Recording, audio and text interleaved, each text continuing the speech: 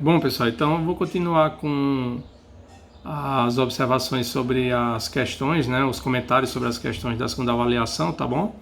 A gente parou no vídeo anterior na questão 10. O único item que ficou faltando eu comentar, apesar de que com o que eu falei dá para entender o que se precisa fazer nesse item é que nesse caso, assim como no item B e no item C, você vai ter que reescrever, né? Você pode chamar a expressão aqui, como no caso aqui, o x elevado a x elevado a x de y. E aí, para você se livrar desse problema da potência, você aplica o logaritmo, né? Então, você tem que y é igual a isso aqui, x elevado a x elevado a x. Então, ln de y é ln disso, que é esse x elevado a x, que é a potência, você pode descer multiplicando. Então, ln de y fica x elevado a x vezes o ln de x, tá? E aí, você, dessa forma, quando você aplicar você tenta calcular o ln de y, né? Porque aí você vai ficar com x elevado a x vezes o ln de y, tá?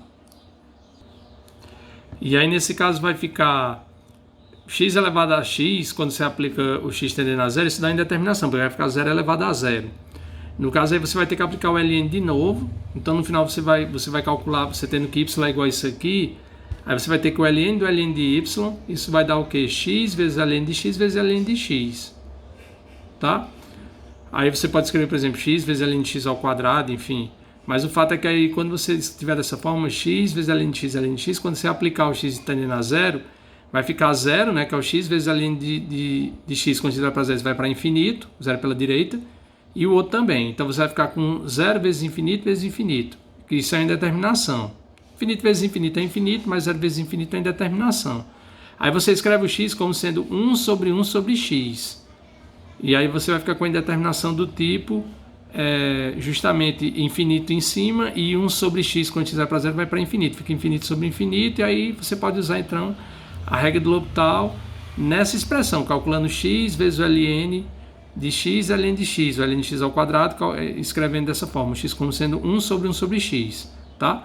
No caso aí, eu lembro que eu acho que eu ainda fui até um pouco mais tolerante na correção, porque eu acho que nem chegaram a fazer isso. Acho que a pessoa só colocou que era zero, não era na verdade, mas eu acabei considerando, tá bom? Mas o correto para fazer era dessa forma. Pronto, aí a questão 11. A questão 11 aqui, num certo sentido, ela digamos que ela pode ser interpretada como um resultado que pode se obter a partir da regra do L'Hopital. Por quê? Porque ele diz que você tem f de x dado por isso, essa integral, né? G de x é essa expressão, onde o n aqui ele é natural, tá bom?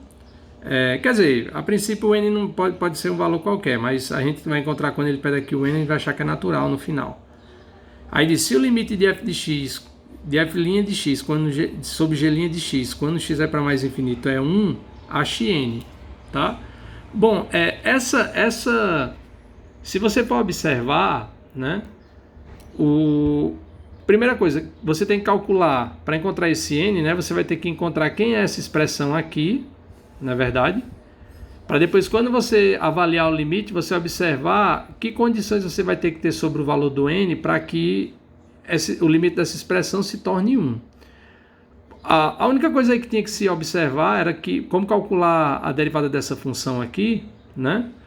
Porque observe que como ela está dada por uma integral definida de 1 a x, né, dessa expressão aqui, isso aqui a gente calculava a derivada como usando o primeiro teorema fundamental do cálculo. Se você tem com a função, ela é diferenciável, né, no caso aqui essa função ela é diferenciável em qualquer intervalo que a gente pegar, porque o t aqui está até a quarta, mas enfim, em particular ela é diferenciável em qualquer intervalo que você pegue do 1 com qualquer valor à direita dele, para um x qualquer, né, maior do que 1. Então, pelo primeiro teorema fundamental do cálculo, se você definir f de x dessa maneira aqui, a derivada de f é justamente quem? É essa função aqui, ó, aplicado no x, tá? Aí você ia ter a expressão, ou seja, a derivada da f era justamente quem? E elevado a 3x vezes a raiz quadrada de 9x à quarta mais 1, certo? E a g era só derivar normalmente, usando a regra. No caso aqui é a regra do produto, porque você tem duas funções que dependem de x, né? Certo?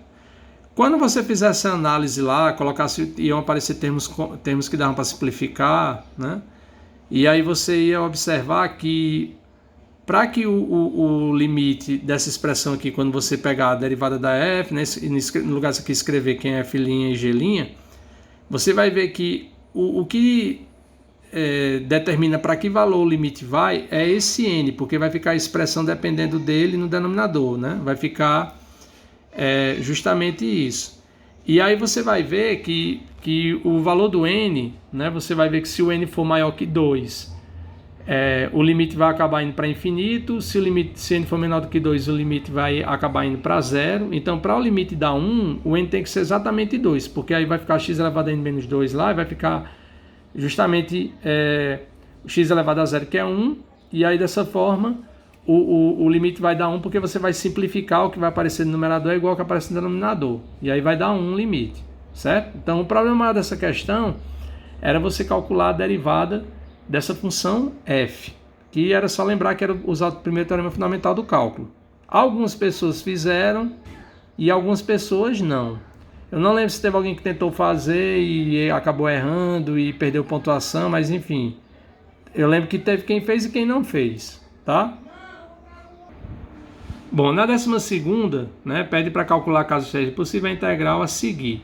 Pessoal, essa questão aqui, ela é parecida, a ideia dela é parecida com o que eu fiz na primeira avaliação, que eu coloquei essas integrais aqui justamente porque elas, para serem resolvidas, elas não podem ser resolvidas diretamente, apesar de que os extremos de integração ali são finitos, mas o problema é que a função ela tem descontinuidade ao longo do intervalo. Então, aí, no caso, você tem que resolver usando integração imprópria, que possivelmente você vai precisar usar a regra do L'Hopital, porque na hora que você vai calcular lá o limite, né? No caso do item A, por exemplo, a função aí 1 sobre x ao cubo, ela é descontínua no zero, né? E no caso do item B, a função 1 sobre 4 menos x ao quadrado, ela é descontínua no menos 2, né? Porque menos 2 ao quadrado vai dar 4, então fica 4 menos 4, 0 no denominador. E no 2, que faz parte desse intervalo pelo mesmo motivo, vai ficar x ao quadrado, 2 ao quadrado é 4, 4 menos 4 é 0. Então, no caso do item A e do item B, você tem que separar essa integral e escrever como uma soma, né? No caso do item A, seria a integral de menos 2 a A, mais a integral de B a 2, onde na primeira integral seria o limite, melhor dizendo, dessa integral aí, onde o A tende a 0 pela esquerda, e o limite dessa segunda integral, né, integral de B até 2, da função dx sobre x ao cubo, quando o B tende a 0 pela direita. E no caso do item B, você ia ter uma soma de 3 integrais, porque primeiro você separa isso aí numa soma da integral de menos 2, aliás, desculpa, de A até B, né? Onde, não, você tem que escolher de A até um certo valor que pudesse calcular a integral. Então, por exemplo, podia ser de A até 0, onde no caso aí seria o limite dessa primeira integral, onde o A tende a menos 2 pela direita, né? E mais, aí no caso a outra seria a integral de 0 até um certo B, o limite disso, onde o B tende a 2 pela esquerda, mais a integral de 2 de C até 4, o limite dessa integral, melhor dizendo, onde o C tende a 2 pela direita. No outro era a esquerda, né? Na segunda integral é tendendo a 2 pela esquerda e no outro a 2 pela direita, tá? E aí no caso você tem que resolver dessa forma. Teve gente que esqueceu no item B que tinha essas duas descontinuidades, só colocou a descontinuidade no menos 2. Então, nesse caso, a integral está errada, porque a forma de resolver não é a correta, falta analisar a outra descontinuidade.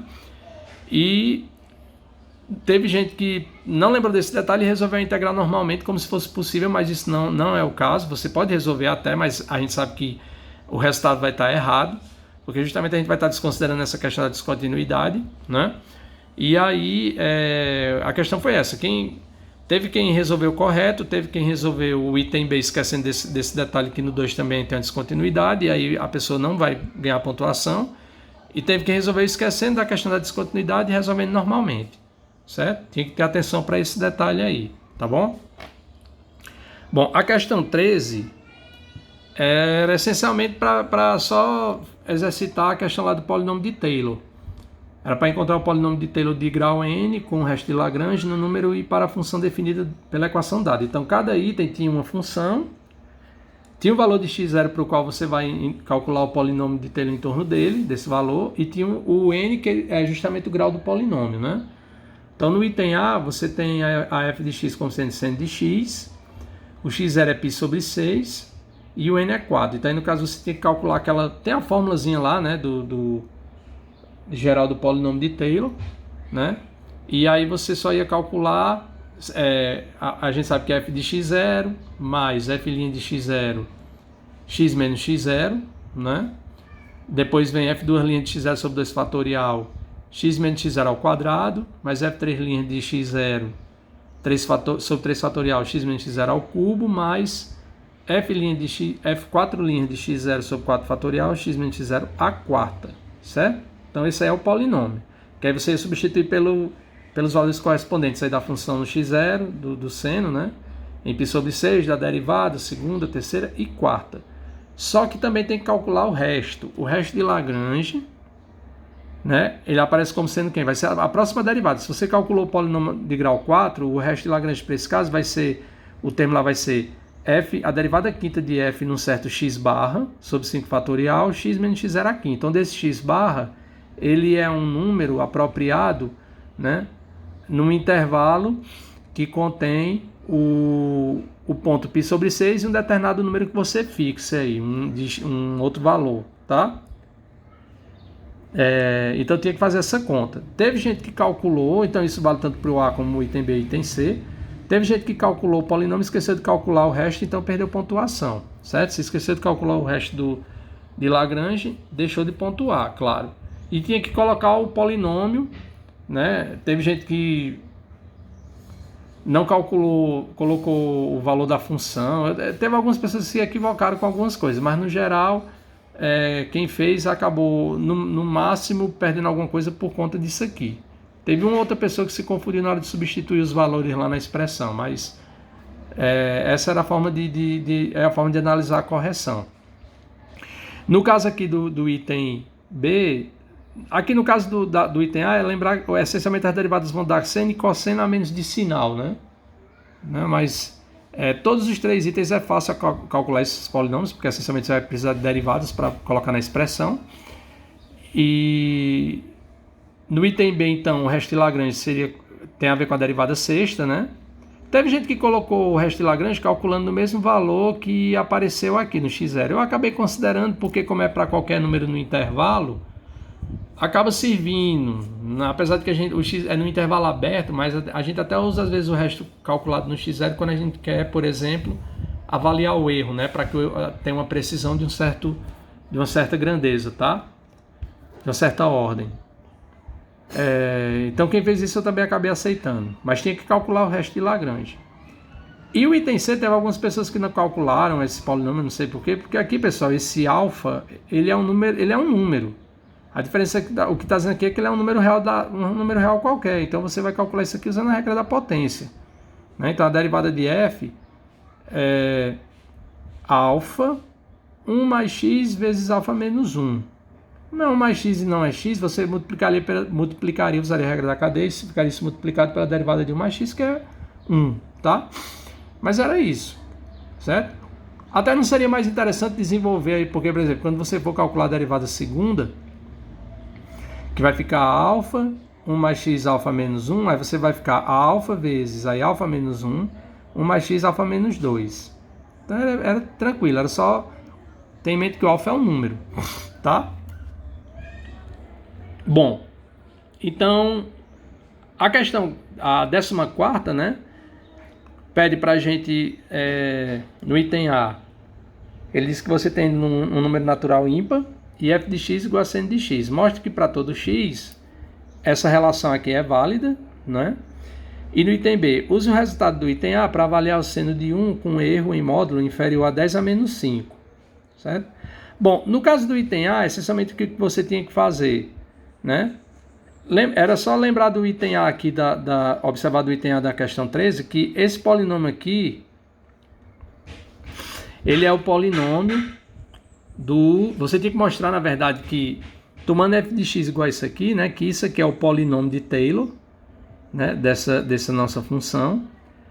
O fato do n ser ímpar é porque você ia mostrar justamente que tinha que ter essa cara aqui, tá? Para que o último termo ele fosse dessa forma, tá? Com esse expoente aqui. Mas tinha que mostrar, não era só dizer, a gente calcula a derivada até não sei aonde, portanto o polinômio é esse. Não, teve gente que fez isso, aí eu não considerei, a questão está errada. Porque para você mostrar que o polinômio tem essa forma, primeiro você tem que fazer uma consideração sobre as derivadas, certo? Que no caso as derivadas,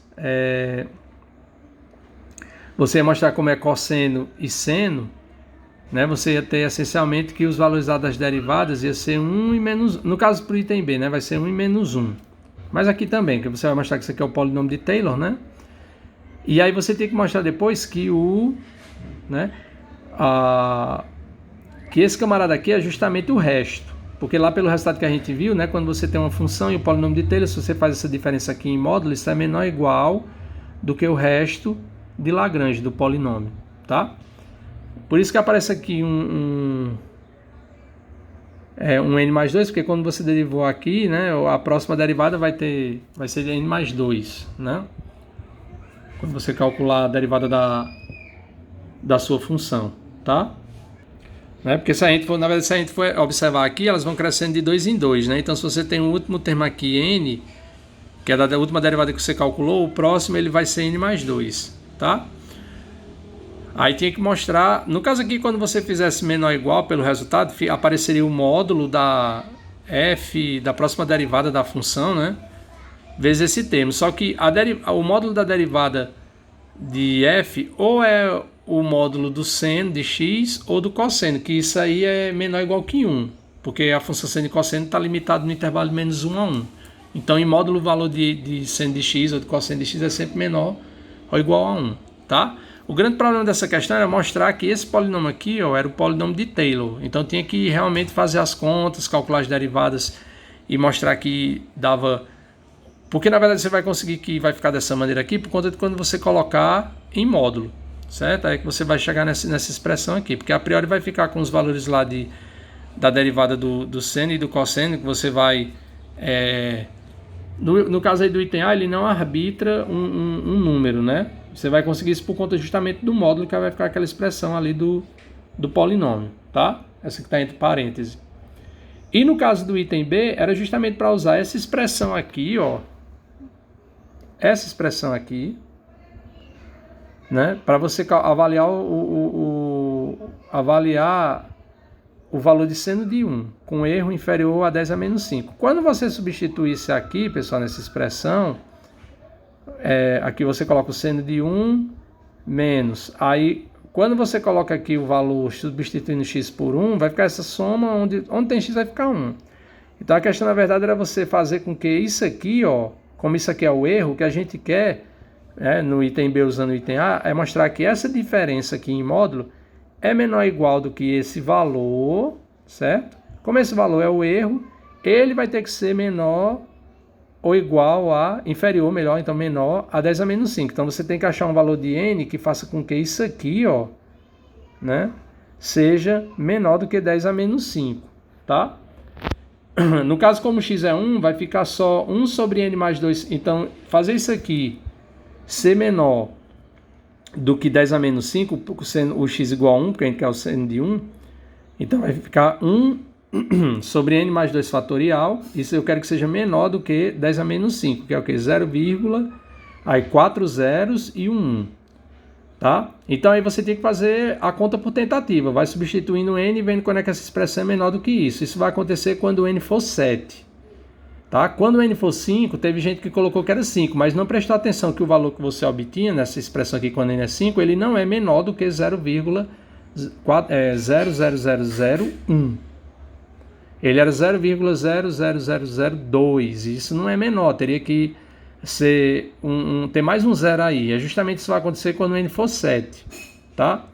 Aí, ou seja, quando essa expressão aqui, o n mais 2 fatorial, for 9 fatorial, ou seja, o n sendo 7, certo? Aí com isso você tinha que o n sendo 7, nessa expressão aqui, ó, essa expressão ela vai ser escrita até o momento em que o n for 7, ou seja, ia ter esse termo aqui, né? O x menos x ao cubo sobre 3 fatorial, mais x à quinta sobre 5 fatorial, menos x a 7 sobre 7 fatorial, certo? Só que no lugar do x como sendo 1. Então ia ficar 1 menos 1 sobre 3 fatorial, mais 1 sobre 5 fatorial, menos 1 sobre 7 fatorial, certo? Então, seno de 1 menos essa expressão que eu acabei de dizer, seria menor ou igual do que, melhor dizendo, do que isso, porque isso aqui é menor ou igual do que 1 sobre 7 mais 2 fatorial, 1 sobre 9 fatorial, que é menor do que isso aqui. Então, a expressão que dá o valor de seno de 1 com um erro menor do que esse seria justamente essa expressão no parêntese, ou seja, seria 1 menos 1 sobre 3 fatorial, mais 1 sobre 5 fatorial, menos 1 sobre 7 fatorial. Então, quem fez dessa maneira, beleza, tá certo. Quem errou o valor do n tá errado, porque aí o valor que você obtém não corresponde ao valor pedido com a precisão desejada, certo? E teve gente que fez a conta, mas esqueceu de colocar que o valor era, né? Colocou, na verdade, o valor com x em vez do 1. Então, nesse caso aí, também tá errado. Porque eu acho que ainda considerei alguma coisa, não lembro agora. Mas a priori está errado porque você tem que achar o n para dar precisão e colocar o valor que é pedido, na verdade, né? Tá? Bom, pessoal, então é isso, certo? A correção, os comentários a respeito da prova é esse. Eu acho que com isso cada um vai conseguir entender porque é que tirou a nota que tirou, tá bom? E aí, para quem conseguiu nota suficiente e passou, boas férias. E para quem não conseguiu, a gente se vê na avaliação final. Beleza?